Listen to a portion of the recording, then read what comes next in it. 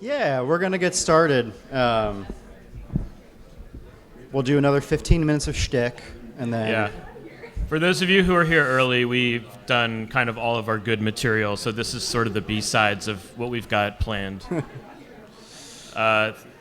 Yeah, thank you everybody so much for coming. We're delighted to have such a full room here, and we're excited to talk about this subject of misremembering video games. So just a quick introduction to us and kind of what our relationship is to MAGFest. I'm Dr. Kevin Flanagan.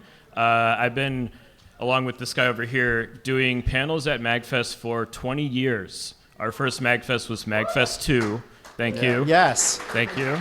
Yeah, make us feel good. Yeah, and it's been a wild ride, and thinking back to coming to MAGFest for the first time and like being in a room with maybe 200 people at most, and now we've got more people here probably than the first MAGFest we went to just at this panel. Our first panel, we sat in a circle. Like that's how many people were in panels at M2. Yeah, and it kept getting pushed to the point where we weren't sure if it would happen, and so to have something actually happen and to have people show up means a lot. Really excited to talk about this stuff. We're also part of a group called Content Productions that's doing some fun shows throughout the weekend. So if you look at your guidebook later, go to the various content production items that are on offer throughout the rest of the weekend. This guy over here, I'm Dr. Bobby Schweizer. Oh, yeah. As you can probably surmise from the other name on the... By process of elimination. Yes. So I want to give just a sense of what this topic is and kind of why we thought it might be interesting to talk about it. So coming to MAGFest for so long, an act that we engage in collectively together is the act of public memory and memorialization of video games. A lot of us are here to talk about and remember and dredge up the forgotten and have recollections of things that we have experienced before. So a lot of what video game conventions such as MAGFest are is this collective attempt at recovering something. But I'm kind of a contrarian, and I started to think, like, well, what's the flip side or the opposite aspect of this? What is the thing that happens that a lot of us experience as we age and, as time goes on, where we suddenly don't remember games or we have trouble remembering games, and why is it that we misremember games and all this? So we'll start speaking on this topic now. Yeah, so when we were talking about what we wanted to do this year, Kevin pitched this idea to me, and it was nice for him to bring something that, as him the contrarian, me have to kind of deal with, this idea of like, what is the flip side of misremembering? Deal with this obnoxious idea I have and try to make sense of it in a way that I'm unwilling to. And he said, yeah, that's actually kind of interesting. Okay, sure. So that if we would think of misremembering as being this bad thing, then what would it mean for this to be a good thing, right? How do our inaccurate memories actually like play into our experiences and our lives with video games and represent the way that we experience video games like more representatively. So Kevin's questions were like, all right, well, what would it mean if we're approaching this idea of misremembering from like a variety of angles? So we think about like, well, what are the sources of it? What would it mean for this to be a bad thing? And then what would it mean for this to be a good thing? So we've worked through this idea and we've incorporated some of the work that we do as scholars into it, particularly Kevin bringing in a lot of film scholarship that we'll talk about as we try to make sense of this for video games. So just to give you a sense of the format of the panel real quick, our goal for like the next couple minutes is to run through a lot of frameworks or contexts or approaches to misremembering. And then eventually what this panel is going to be is we want people to share their stories, their specific incidences, things that you've encountered in misremembering. And I will say one more thing by way of framing. The panel I did last year at MAGFest was in the tabletop, and it was another panel. It was about productive failure. So I realize I'm on this kick of how can we get good things out of things that we think are normally bad. And so I kind of, I'm still stuck on some of those ideas from last year, that the thing that makes us feel potentially frustrated can be ultimately productive. And then my final point of framing is I think that this reflection is something that now that I'm a middle-aged person, I constantly am thinking about these things in ways that my 20-year-old self wasn't. So, it's a sort of ongoing thing that's been going on for a bit. So go to the next one if you could. All right, so I want to talk through several ways in which we might remember. These are just frameworks. Again, we all have individual idiosyncratic memories. We all remember or misremember things differently and for different reasons. Oh yeah, and if you're by the door and you want to sit, there's Come on plenty of in. seats up front here if you want to commit to it. And if you don't want to commit, then good. Then fair enough. Be a fence sitter. So the first kind of framework here is a game maybe potentially just being forgettable. We probably all play games that do not register to us because they are, for some reason, for our sensibilities or our taste, unimpressive or unexceptional. They are things that just do not require the cognitive space in our long-term memory. They're games that we, don't remember because we don't think we'll ever have to revisit them.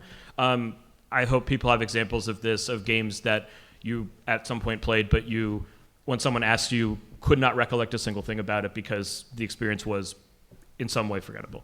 But the next one, again, this is one where I would be really hesitant to ascribe any universal experience to. The passage of time. As we age, we remember and forget things differently. As many people in here might know, if you have elderly relatives, suddenly old, long-lost memories become incredibly acute, as though they happened yesterday, but other types of memories go out. As one ages over time, memories which were fixed take on a kind of transmuted quality, and all these things we experience. And so I'm hoping that people have some fun anecdotes about games played long ago that, when recovered later, are in some ways unrecognizable, maybe for the good, maybe for the bad.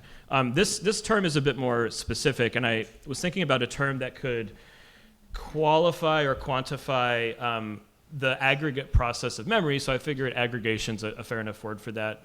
When we combine memories, when memories of games that we've played mush together for various reasons, whether by dint of similarity or some other quirk, when we remember games in the composite and as groups rather than as individually played experiences that unfold over time, when we mix things together. And a lot of my examples as we were putting this panel together were my uncanny ability, and I'm sure Bobby's as well, to just mix memories together in one's head to the point of being unable to recall exactly what it was that we played in whatever circumstances. So I hope people will have some stories there. I wanted to bring up a kind of phenomenon that I read up a little bit on, and I'm not an expert by any means on cognitive psychology. It's just a field that kind of plays into some stuff I'm interested in. The notion of boundary extension illusion, the phenomenon by which people remember more in an image or scene than is actually there because you reason through or narrativize what you see and you add to what you see. So give us an example. So in a film, let's say where you're editing together images, it would be adding a scene mentally that happens to a character that's only mentioned off screen or unstated by the logic of the narrative, but you invent a memory of the scene having happened. Mm-hmm. Or for instance, a photo of a group of people where there was a friend who used to hang out with that group who's not in the photo, but you remember the photo as having that friend on the side. So we kind of edit the memory to suit our narrative of our life, mm-hmm. or whatever, but it is a fabrication. And that's weird because the memory is real to us, but it's a fabrication to the actual incidents or whatever. So that we'll come back to that, but I hope people have experienced that. Oh, I don't hope. I hope you all have as bad of memories as I have. That way this panel will go well. But it's a phenomenon that's worth knowing about. And then I want to talk through a couple other aspects of misremembering. These come from a couple scholars that I brushed up on just kind of in planning this panel. Daniel Schachter is a really good kind of sort of psychologist who wrote some pop psychology books. And we have a works cited slide at the end that if you want to take a photo, a lot of the stuff we're mentioning will be available there. But he talks a lot about misattribution, knowing something but not knowing where it's from. I encounter this a lot in video games, and or my memory of video games, where I know I've seen something play out in a game, but I don't know what the game is, and I don't know in what part of the game it is, but I kind of have some insistence in my head that it exists there. And I hope people have experienced that as well. But then one that I'm really fascinated by is this notion of suggestibility, whereby an external force will suggest something as having happened to you, and you'll kind of accept it either because you trust the source or because you're in a position of not knowing something, and therefore, oh, it's plausible that this, it's plausible that in this game this exists, but I don't know. Yeah, and you'll see as we continue on some of the ways that misattribution can happen throughout external and internal forces in games. Especially, we'll oftentimes talk about early internet days where information was scarce and harder to verify, and how misattribution can lead to problems where one might only encounter information in one very fan-specific place, but that information's wrong, and so suddenly our 30-year memory of something is like a wrong version.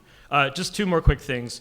confabulation is a fascinating phenomena whereby we generate a false memory, not with the intention of harming or tricking somebody, but simply by dint of generating some infill to something.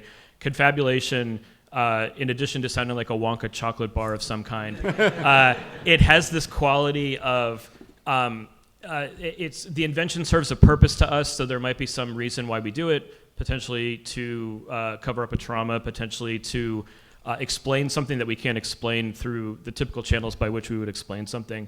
And so reading about outside of video games, confabulation happening as a means of giving someone grounding when there is no grounding. And so I wonder if people have had similar experiences in the video game realm. And then finally, just my favorite way of living is hallucinating and dreaming, right?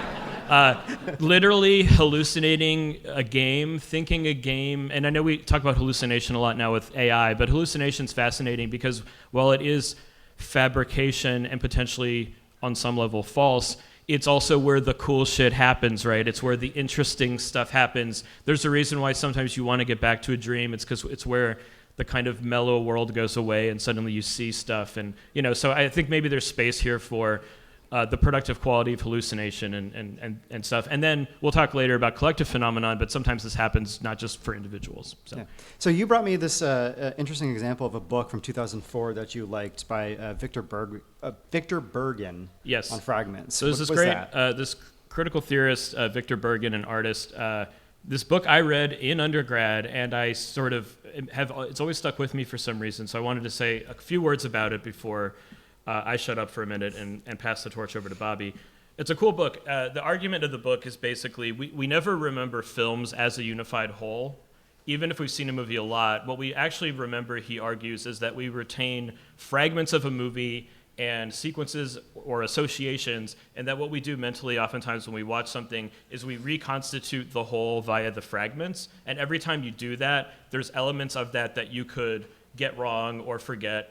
And even with a film, again, even with something that you've played a million times, seen a million times, there's that possibility of it going wrong.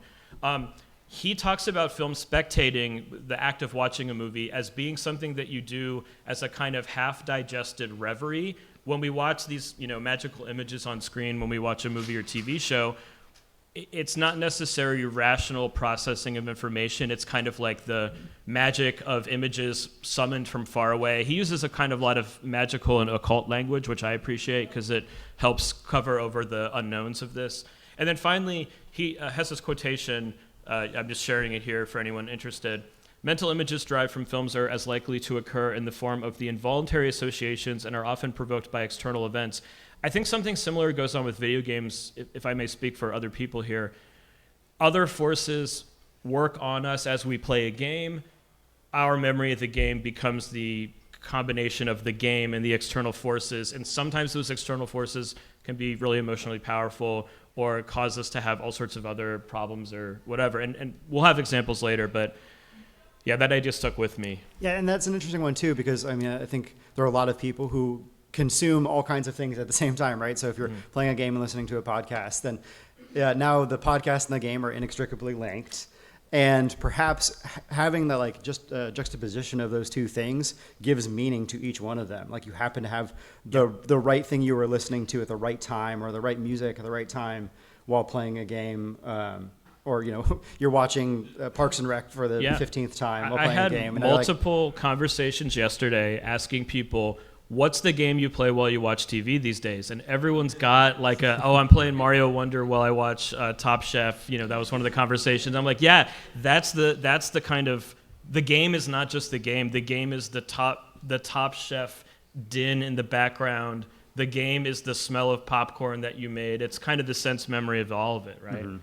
Okay, so hand the torch over to Bobby here with a couple other frameworks and examples. Yeah, so a lot of what we've said so far, some of it is inventing things whole cloth, and a lot of it is just as time passes, right? We're forgetting how things work. But are there other factors, these forces that are either internal to the games or external to games that are causing us to have these mismemories, right? It's not just that we're forgetting something and it's like half formed, but rather there is new information being introduced that makes it difficult for us to keep track of what we're looking at. So, for example, if you're thinking about internal forces in games, one of the things that we face is that games are long, right?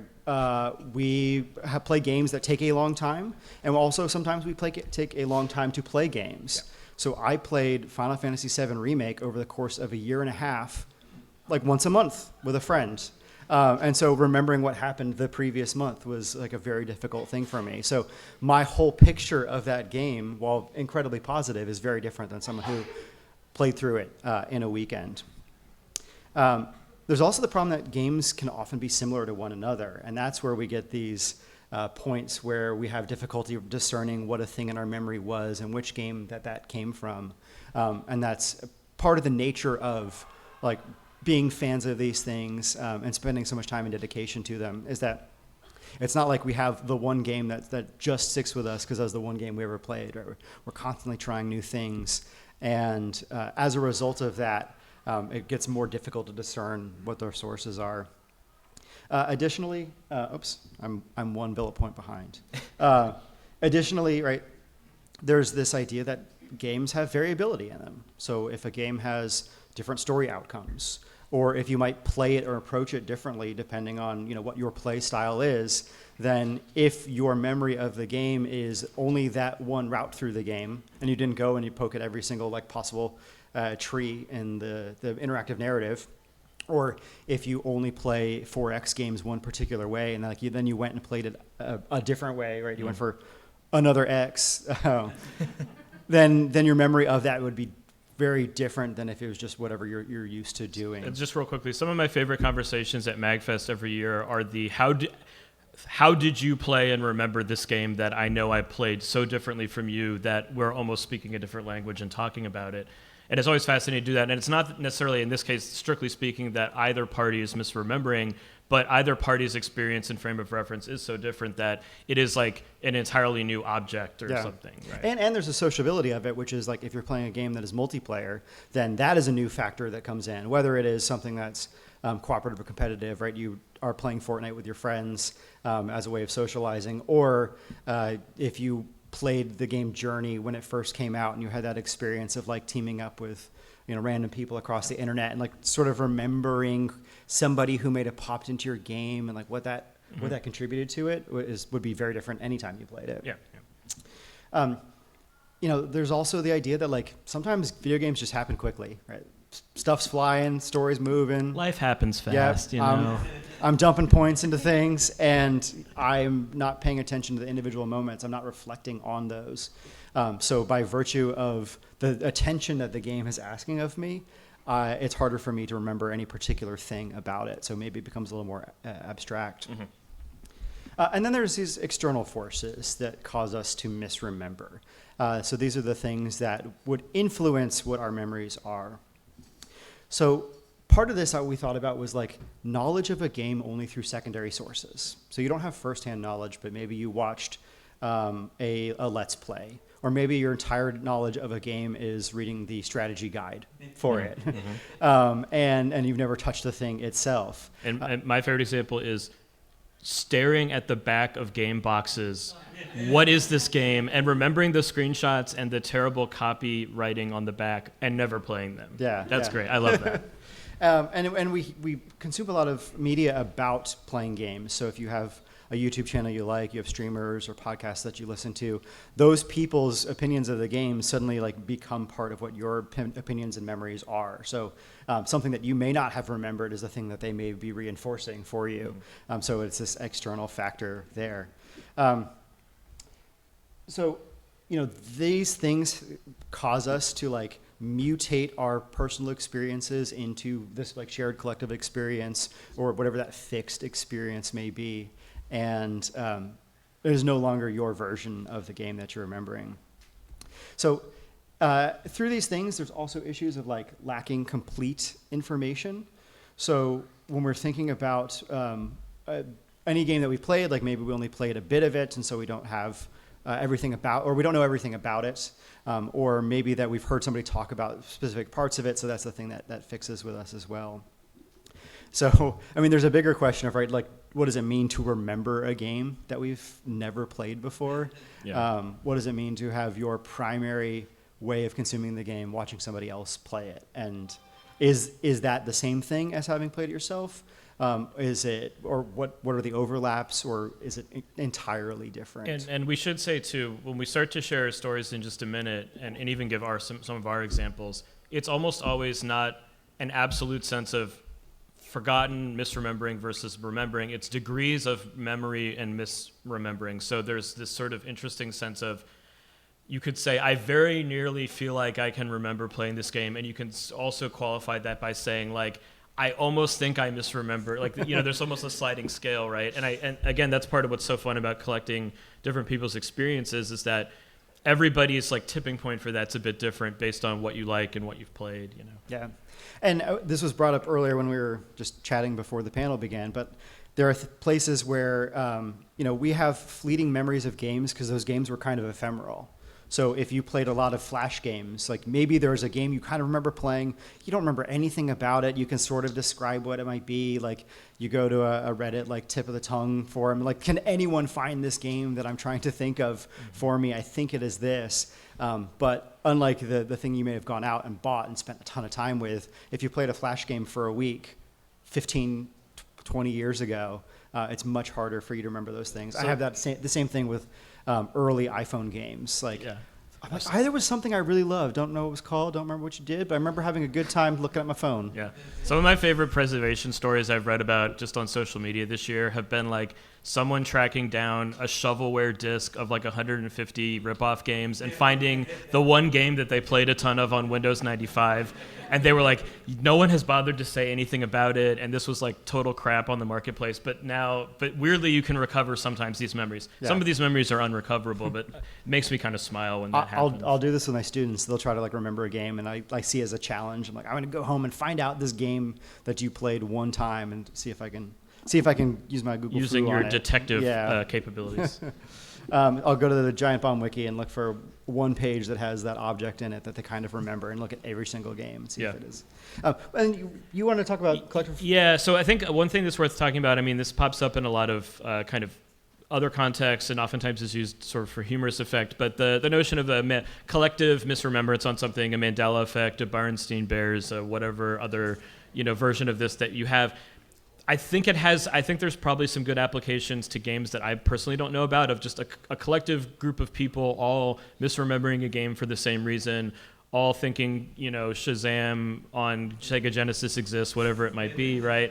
I love that sense because it implies a kind of weird community of a sensibility that's shared, even if it's a quote unquote wrong one. And so to me, that's actually still positive and kind of interesting and cool. But then we also want to talk about one thing that we had trouble with when we were going over this morning, just before the panel, but I think is a real phenomenon. We came up with a few examples, was the problem of memory that occurs when the initial reporting or inaccuracy about a game that exists is the only source that everyone latches onto, and then that takes on a life of its own. So I just gave an example of, this is from a film studies example from this year, a film that was a lost film, which is to say a film not in circulation anymore and only really existing in one print, where the only information about it people had was that they thought it was released in 1971 because newspaper ads for the movie were findable from 1971, but that when the print of the movie was restored and recovered, the copyright date was 1969. So there's this sense of there is inaccurate information because only incomplete information circulates and no one had watched it. And then there may be a story there about how the movie was shot in 1969 but shelved and not distributed, and and there's similar stories with games. I was thinking also like Oregon Trail would be an example of a game that had like tons of variability. It's releasing at different platforms over different times, and folks have like whatever their version of Oregon Trail is informed by what their kind of memory of it is, and then seeing a different version of it, they're like, well, that's not quite what I remember, and then like trying to make sense of the contrast between those two things. Yeah, and my version of that game being the Fox Mill Elementary School computer lab using a Macintosh and 3.5-inch floppy disk, whereas someone else's example of that game, none of those words would play in, right? Mm-hmm. So that. Yeah. So, Kevin, do you want to tell us about some of the ways that you've misremembered? Yeah, so just real quickly, we're going to give our own sort of anecdotes of misremembrance, and then the rest of the panel pretty much will be your anecdotes of misremembrance. I call these Kevin's Crazies. That's right, Kevin's Crazies, the moment you've all been waiting for. So I have just 4 examples to use these terms, and later on when you guys have your stories you want to share, we can kind of go back to these terms, or we can add to them or redefine them. One of my things that I've been thinking about recently is aggregation. I started playing Dragon Quest II for the first time again in a while, and I realized that I have a real problem conflating individual entries into RPG franchises with graphic similarity, like the first 4 Dragon Warrior / Quest games. I combine and totally misattribute the different games, characters, locales, narratives. I thought I was playing what I remembered to be the story and map of Dragon Warrior 3, but then I remembered that actually what I thought Dragon Warrior 3 was is what Dragon Warrior 4 actually is. And then I realized the only Dragon Quest games I actually accurately remember from a narrative point of view were 1 and 7, and 7 only because the graphical style changed. And then I started spiraling and kind of like thinking about the choices I made in my life. But so I imagine a lot of you have this thing where the games blend in whatever unique ways. Well, I'd love to hear about that. Trauma, we say this about trauma, a lot of people might have kind of, so I'm starting with a relatively benign example, I'll say. A lot of people might have traumatic associations with games, and I would say that this isn't necessarily the forum to share too graphically those things. There could be triggering things for people in the audience who have had similar examples. But I did want to bring up one example of a collective trauma with a statement that I would swear to in court. I have no memory of the video games I played in April and May of 2020. A lot was going on in the world. A lot was going on in my personal life. I played video games every day. I couldn't tell you a single thing that happened in any of them. You know what the thing is? You did not play Animal Crossing. That was the problem. See, everyone else is like, yeah, there was the one game I played. I could have had the collective shared memory with all of you. Yeah, no, I did not play Animal Crossing. I played question mark. I don't know what. That's Terra Incognita. That's the part of the map that hasn't been filled in, and I'll probably never get back. Mechanics, going back to a lot of these games I used to play when I was younger. Secret of Mana, upon replaying it, I had a misremembrance of the functionality of the mechanics. I didn't realize how bad the hit detection was. I actually did the thing that like an entitled customer does at a restaurant. I was like, I can't believe that this game has such poor hit detection. Then I'm like, what did I expect? This game is from 1993, has other virtues, and I still like playing it, but it was a mechanical misremembrance. So it wasn't a holistic thing. It was just like the process by which I played it. And then finally, my last example is I guess, a fragmentary example. And this maybe says something about how I just don't remember stories a lot in video games. I can't tell you what the narrative of BioShock is, but I have vivid memories of like the textures of like the walls and like the color schemes. And I remember like odd things like that, atmospherics. I should say that I tend to remember production design and visuals and costumes in movies, but not character names, so it's probably something similar there. Like I watched all of Game of Thrones, and I don't know the names of the characters. I can't tell you most of their names. So that's just maybe my particular broken brain in action. But so those are 4 examples. Okay, let me help you with BioShock. So okay, what happens in BioShock? 1, he doesn't row. So there's always a man, there's always a city, there's always a life. Okay. So far, this sounds like a cult to which I have not yet been invited.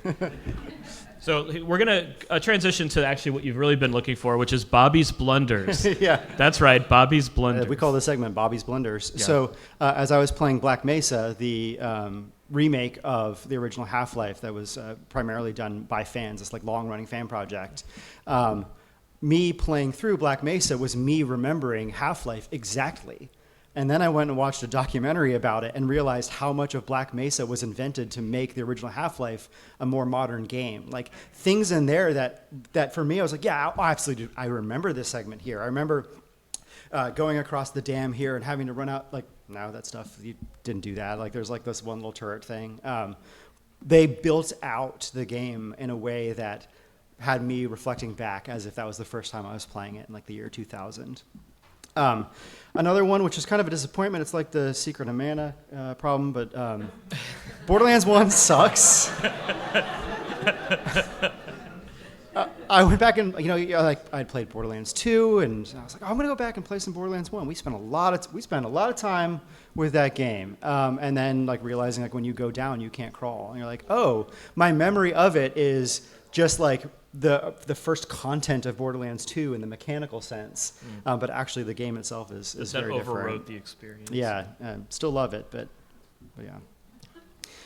So I also think about like the way that me inventing things about how my experience of a game worked. So thinking about the Russian sequence from playing Modern Warfare 2 the first time.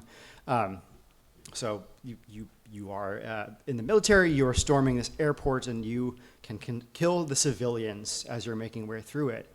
And I remember like hearing about this before playing the game, like people talking about what that segment was like.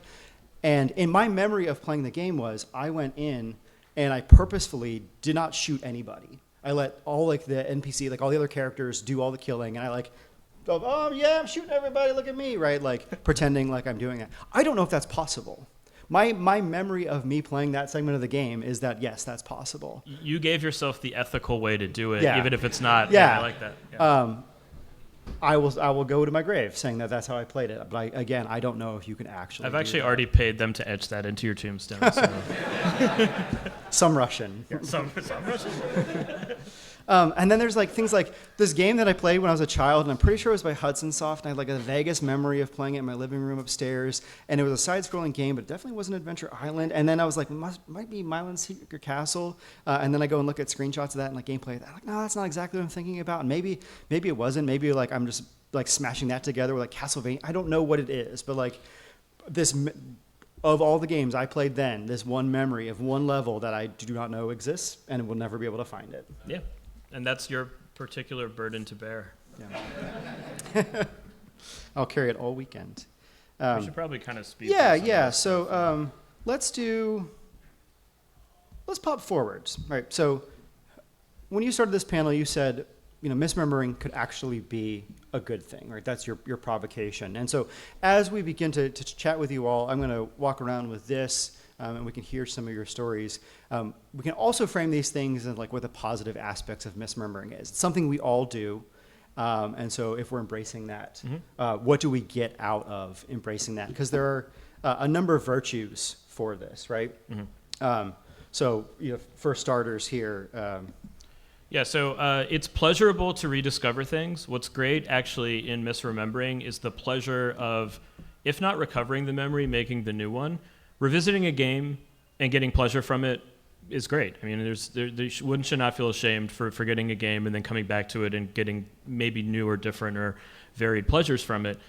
So in that realm, a virtue of misremembering is that it yields the possibility of something good, full stop. We lowered the bar a little bit here for the second point. Yeah, and this is a very much a middle age kind of thing recollected in worry. It can be heartening to only partially misremember something, aka I didn't misremember that as badly as I thought I did. I'm rewarding myself for actually kind of getting some of it correct in the order of my head, and that means that maybe there's hope for me yet, right? That's actually a kind of thing that you can take as a positive, and you can congratulate yourself over that to whatever degree you feel comfortable. There's also this nice thing that happens where if we don't have perfect memories of a game, we don't have like expert knowledge, then I find it actually easier to talk to one another about games. The hardest thing for me is to talk to somebody who is like hardcore expert, knows everything about a game, who may well actually me into my grave, and I feel like I don't have the social currency to participate in that conversation there. So when we all have vague memories about something, then we get to do the collective action of remembering it together, which is a lot of fun. There's also this idea that misremembering leaves open areas for expansion.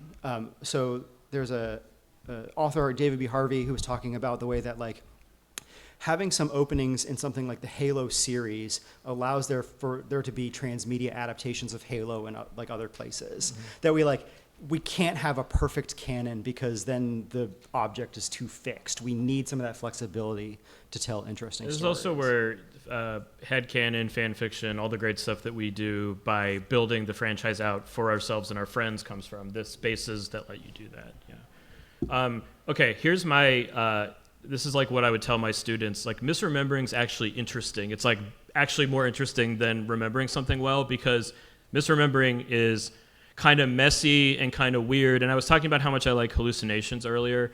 Misremembering is like where like the good stuff is. It's like where the like attempts at producing something come from. To only recollect something with crystalline accuracy is actually, to me, kind of like less fun, because that's sort of like, it's like sealed, it's done, it happens. And, we obviously in the world and in various fields of study and endeavor need to remember things accurately. But at the same time, I think we need to do this work mentally. It helps us creatively.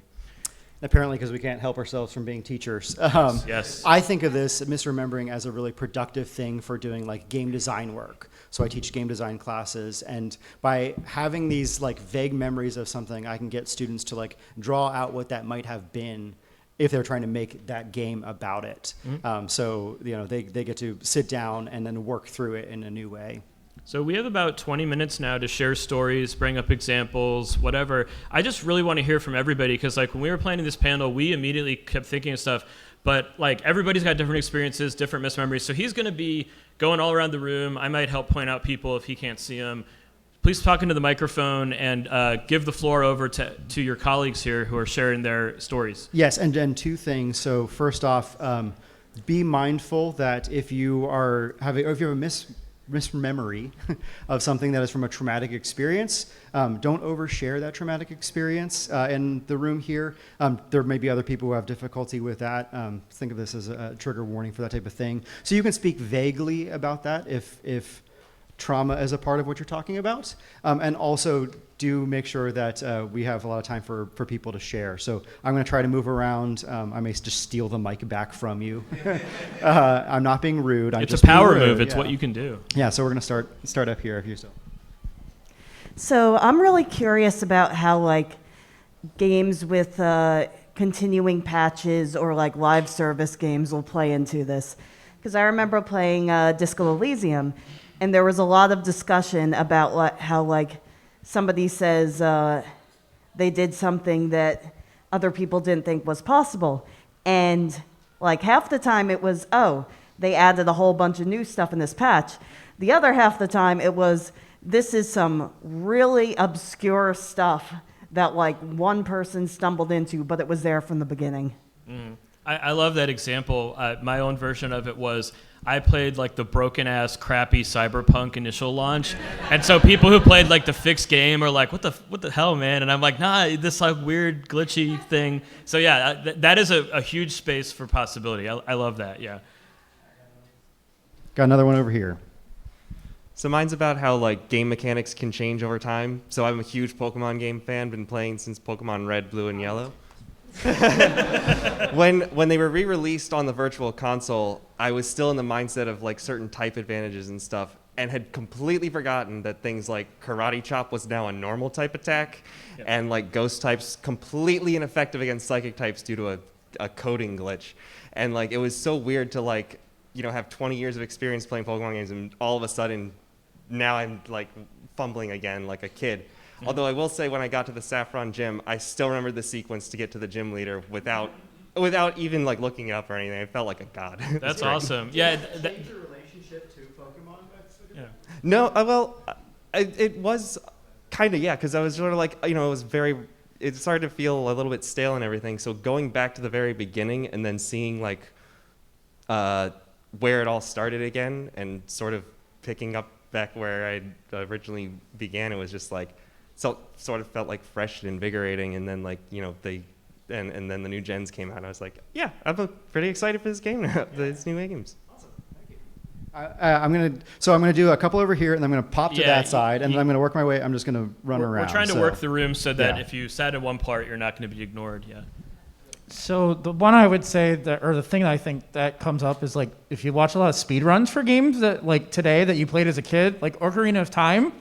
I totally forgot you're not supposed to leave the village by like talking to Navi and singing to a bottom unnaturally and walking into a hole in the bottom, and that you were actually supposed to do a quest to get a sword. Yeah. And like so just like going back and playing Ocarina of Time and being like, wait, but this is so slow. What was the thing?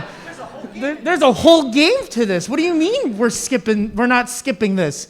So like I feel like speedrunnings, like just watching it and then going back to your old games, I feel like also kind of you have two different memories now just from watching your favorite game get broken, and that's the one you watch now. Yeah, no, over and over. I love that the game becomes the exploit, the sort of maximal way to go through. When I watched a Super Mario Brothers speedrun, it's whole parts of that game don't exist because they're inefficient. Like, yeah, but those are the parts of the games I used to live in when I played that as a youngster. Great example, yeah. We're going over here now. I'm moving around. All right. Okay. So my question is in regards to, I don't know if it's a phenomenon or a trope or what you would call it, but this idea that I see like a lot of like YouTube and whatever about, this game from 10 years ago was good actually, or bad actually. I see that with films too, but it's wondering what your thoughts on are that. Yeah, so just speaking more from the film example, like a big aspect of both professional and kind of, fan or kind of mainstream film criticism is this act of recovery. I think that's a good and necessary part of a critical discourse because canon formation, like these, the games that everyone agrees on are good, always has to change, and that can only happen through reevaluation. But sometimes it can just be a contrarian move. Oh, I'm going to be the one to argue that Scream 3 is the best Scream film, not because I believe it, but because that's like fun or something. So you get both. I mean, and so that's where I think our own personal taste has to come in. It's like, do I trust this known trickster to convince me that Scream 3 is the best, or do I follow, someone else? Yeah, that's a really great point that you bring up. Yeah. Yeah, that. So I'm a big fan of the Metal Gear Solid series, and it's very, very huge story-wise. I love talking about the lore anytime I can, and I won't shut up about it. Are you daring us to take the mic? And every time, even though I'm such a huge fan about the story, every time I watch a video game, a YouTube essay on the lore of Metal Gear Solid, I always am blown away of how I forgot certain information. Like, how did I forget the Patriots were behind the JFK assassination? That sounds like something I should not forget, but that's like the most recent example. Well, so I think it's something that we all do, though. We kind of make snap and subconscious decisions to filter meaningful information, and so you kind of, in whatever clocking of the lore that you went through the most recent time, you probably just kind of made the editorial decision without even thinking about it, right? And that's, we all do that. We all kind of decide, I can't keep this information in my head. I'm going to focus on this information. Yeah. So we're back now to the back of the room. Yeah, we're in the back. Everyone turn your seats around. Everybody stare. I probably have one of the best examples of forgotten games that has completely thrown the entire trajectory of my life around. Magic Pen Gel is a terrible game on the PS2 that nobody remembers, and show of hands, I love that game. Yeah. So one person remembers. It's great. One person. But it entirely changed the trajectory of how I ran my YouTube channel. It became my main icon because I didn't remember anything about the game except for the PS2 save file.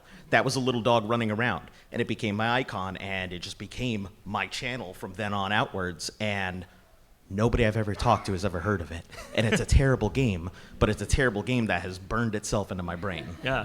It is funny what we can do to salvage what otherwise would be quote unquote bad and find the positive. I like that. You're kind of extracting something from it that maybe wasn't intentional by the creators, but you're doing it. Yep, back there. All right. I'm kind of curious on your thoughts on kind of the politics of forgetting in regards to gender, because a lot of the games that I forget are things like, I had a very specific Barbie horse game I loved as a little kid, or Crayola Magic Princess was a game I liked a lot. And so, or like a lot of the edutainment, like a lot of the jump starts, trying to remember, which mini game was associated with each grade. I played a lot of them as a little kid.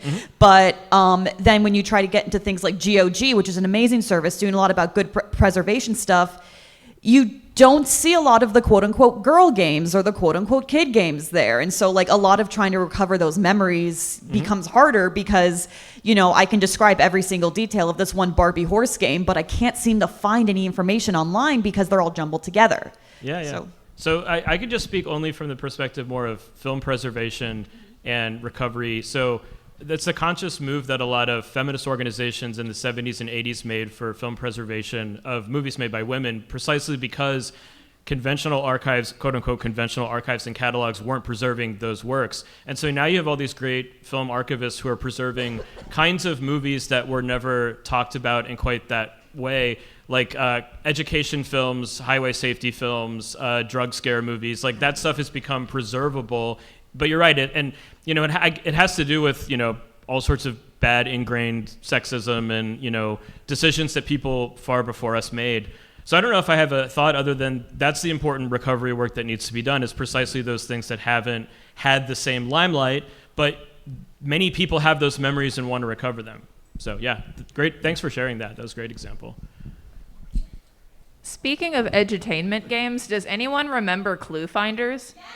Yeah, so specifically the 4th grade one, I mixed 2 elements of them together and it was so hard to figure it out, but there's a really good point, I think, when it comes to remembering knowledge and things that you were learning as a kid, of things seem harder when you're 10 years old compared to going back in your 30s and being like, wait, this is just like normal multiplication. So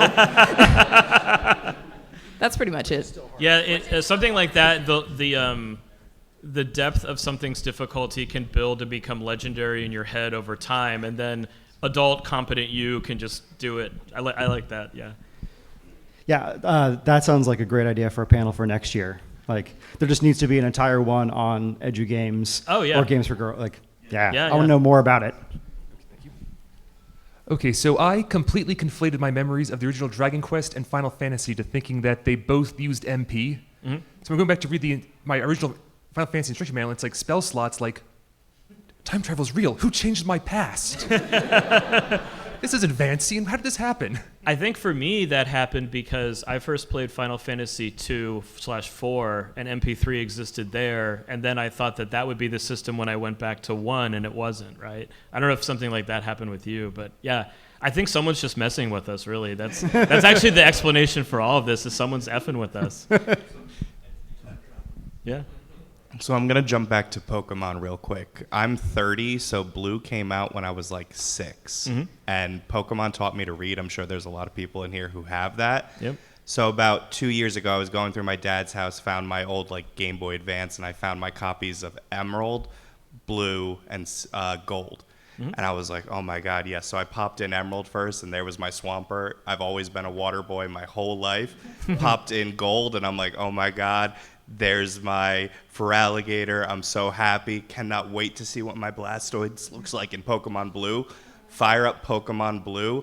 There is a level 100 Charizard and an HM slave and nothing else. And I had Pokemon Blue. And I still picked Charizard as a 6-year-old. And my whole identity has been I've only chose water Pokemon my whole life. So this is a great detective story. Something happened at some point, and we got to figure out what it was, because that's a great twist to the story. I love it. I'm going to do another lap. So I'm going to hit you, and I'm going to start going. I'm going to go around that way. Yeah. I find this interesting thing of how like nostalgia works with memory, in the sense of like it can be your first time watching a movie or a game, but it gives you a hit of nostalgia, mm-hmm. and like this new medium can like allow you to relive old memories, and just like how that works. Are you saying that you get a hit of nostalgia for things you've never seen before? Or? Yeah, it's the first time, but like it takes me back to a different place where mm-hmm. like if I experienced then I still would have enjoyed it, but like now the present day is like the first time I actually experienced it. Yeah. Yeah. I have that with like, sprite-based platformers with certain types of blocks, and even if I've never played it, that's a comfort nostalgia hit. Yeah. I'm sorry. So I'm kind of surprised nobody here has mentioned this widespread internet thing that happened somewhat recently. The case of the evil farming game, where somebody makes this like Reddit post where it's like, hey, does anybody remember this game? It's like Stardew Valley, Harvest Moon, where you end up killing your wife and having to hide the body from the cops. And a bunch of people were like, hey, yeah, I kind of remember that game. Was it this? And they're like, no. And then eventually it turned out that the original poster had been falling asleep while watching a stream where the streamer was like, hey, what if they made a Stardew Valley game? Oh my God. That's hallucination. Yeah. I thought you were going to say that it turns out the original post was made by a farmer who killed his wife. It was like, hey, have you guys all done this too? So when long-running game series are iterative and they reuse the same aesthetics game to game, but change them subtly. I'm thinking like how Nintendo uses the same melodies game to game, but they change the instrumentation subtly. The theme tune to Castlevania, Vampire Killer, I swear I know how that goes in the original game. And every successive iteration of it that has appeared in every other game, to me, has a different melody that sounds wrong because I remembered the melody in the original game going differently. But when I go back to the original game, it turns out, oh, no, I'm the one that was wrong. And I have to wonder, like, was it just those 4 sound channels playing through whatever the particular EQ on my TV speakers were that I could only hear certain counter melodies and not others? Yeah. One of your composite jacks was like just a little loose, right? If I had it at the ready, Dave, I'd bring up the Principal Skinner image of no, it's the children who are wrong, because that's what you just got. All right, so the first time I ever played Earthbound, I played it on a little portable television, and that portable television had a visual artifact in the middle that made like part of the tube like magnify. And I thought that the interface in the game had a bunch of stuff like text that was just bigger than the rest of it. Like it was like small text and big text because of the TV that I played it on.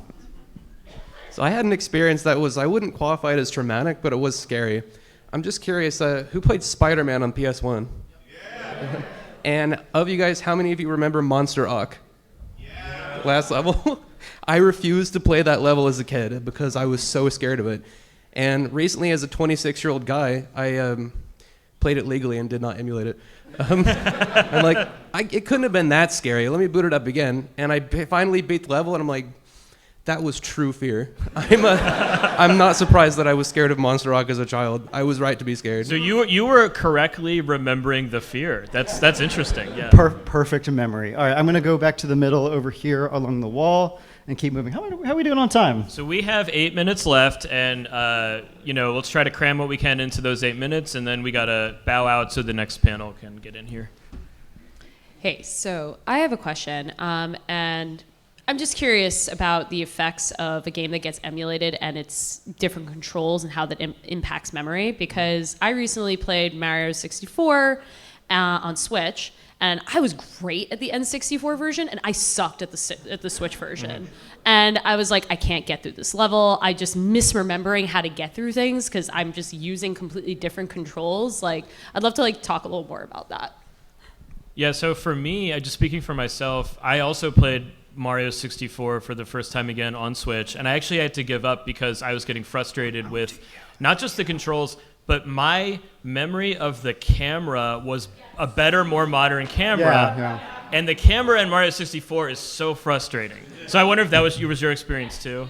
Exactly that. My partner played it, and he was like, how do you even play this game? How do you like this game? Why do people like this game? Yeah. Yeah, and that really does make you rethink that fond memory or whatever. I had the same problem with GoldenEye, like playing on anything but an N64 controller. Like, it was designed for that. It's a good point. I recently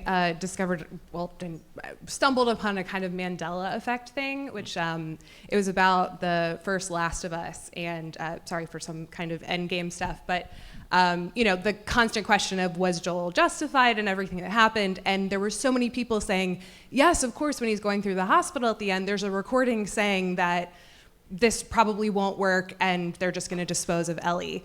And there were so many people in the comments of this post being like, that does not exist. There was this huge battle on people saying, yes, it does. I remember that. That was a huge moment in the game and why, I proceeded on and blazed, scorched earth, everything. And it turns out it's not true at all. But so many people misremembered this huge moment. And I just thought it was really interesting because it is such an impactful thing on how you play the game and the final kind of decision. And so I think it was interesting that there was this collective misremembering of something that was a justification for something that was kind of bad. Yeah, so referring to some of those terms we brought up earlier, it's that infill of logic to get you to the moral position to justify the thing you did. And it's remarkable that so many people had the same thought process. But yeah, yeah, that's a really good one. And it's also an illustration of one of the things that we ended up skipping on our slide is that it is very hard to misremember stuff today because so much of it is documented. Whether it's somebody else, like you should be able to go to YouTube and find that in 6 seconds, right? That it should just be that easy. You know, not everybody who missed it. And you also have documentation of your own play. So if you're somebody who streams or records, you now have like a very specific memory of you playing the game, watching yourself playing the game, and talking through it.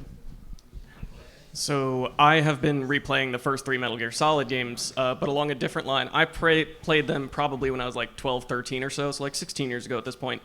And I'm finding it interesting seeing the things that I didn't actually remember the first time. Like I have a lot of vivid remembrances of specific sequences, specific boss fights, but like I just completely blocked out the hours-long cutscenes of the geopolitical circumstances of the Cold War. And that's the good stuff. Like the stuff that yeah, exactly. The stuff that I did not have the mental capacity to process at the time, or like Otacon's relationship with his stepmother, etc. Like I got to those parts and I'm like, they said what? Yeah. And they have a warning at the beginning of those that's like, some of the stuff in this game might not have aged well. And when I first saw that, I was like, wait, what are they talking about? Yeah. And then 5 minutes in, Snake's womanizing. I'm like, ew. But it is fascinating. It's like you're rediscovering a whole new game at that point. Sorry, I'm going to go to the back.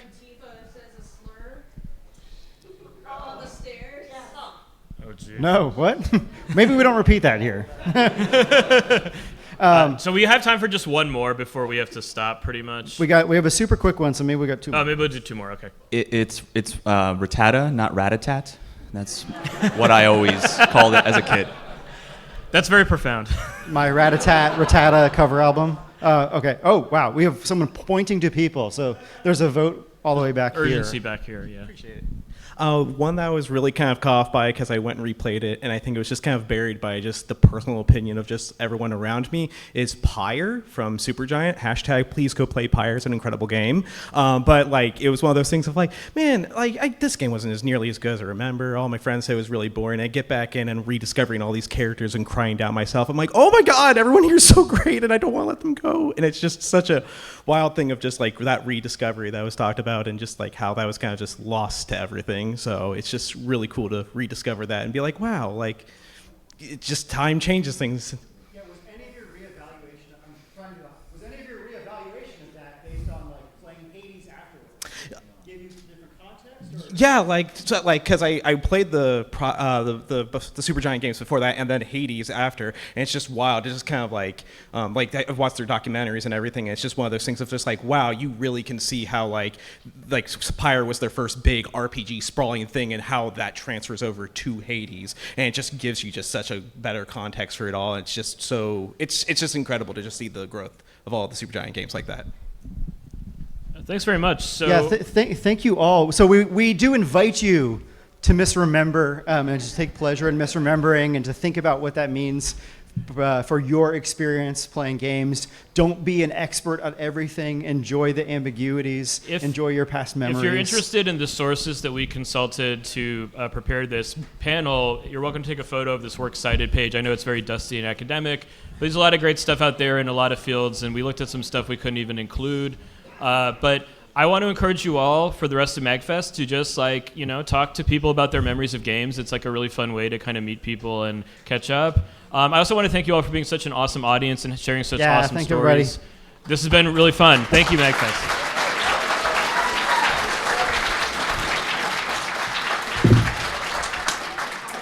Mission accomplished.